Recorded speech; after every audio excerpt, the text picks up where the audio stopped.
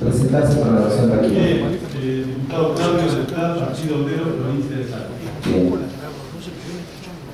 El primer debate que hemos tenido en la comisión anoche se consideró, además de este proyecto de este 446 que se refiere a la constitución de la OFEMI y a el pacto federal minero que se ha firmado, estuvo en discusión, aunque no tuvo dictamen, un proyecto de mi autoría en el que planteamos otra política para la minería en este país.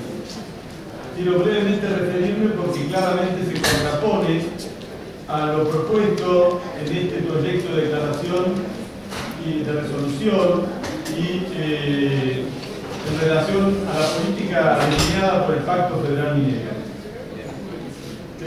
Acabamos de recibir un documento que se ha dado lectura de un encuentro de organizaciones populares que han tenido una gran representación, una gran trascendencia nacional, porque constituyen movimientos de los pueblos que se oponen a la llamada mega minería a cielo abierto, y el proyecto que yo presenté tiene o recoge estas reivindicaciones más importantes.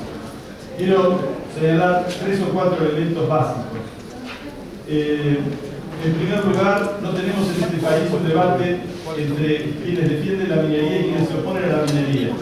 Tenemos en este país, y particularmente en el norte argentino, un debate entre una minería que resulta un literal saqueo de los recursos por el esquema económico ilegal en el que se está ejecutando.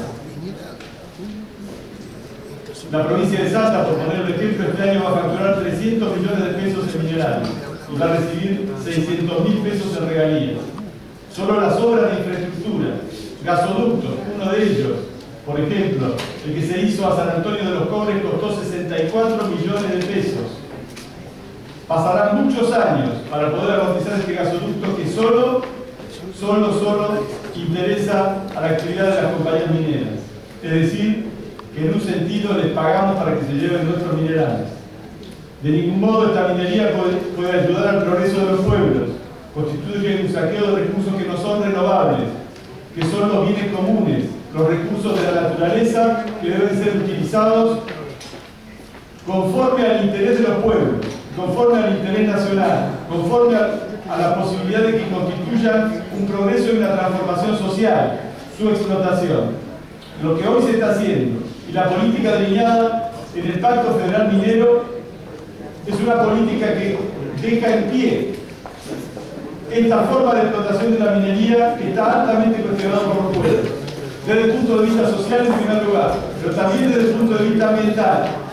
Las denuncias y los delitos comprobados de la minera La Lumbrés en Catamarca, que ya está por terminar su explotación, así lo demuestran. Delitos comprobados, funcionarios procesados. Ayer de este foro participó el fiscal Gustavo Gómez, fiscal federal de Tucumán, que ha seguido estas causas por los delitos ambientales. No estamos hablando de presunciones de los pueblos, estamos hablando de causas judiciales que han ido hasta el final y han comprobado daños irreparables, que lo son durante la explotación con este mecanismo del cielo abierto, en donde para obtener un gramo de oro hay que destruir 1000 kilos de roca y modificar toda la geomorfología, pero lo son todavía peores con los cierres de minas que hoy está padeciendo, por ejemplo, varias ciudades de la provincia de Jujuy, en donde los saldos, los pasivos ambientales son terribles y los pueblos siguen pobres o más pobres que antes de la minería.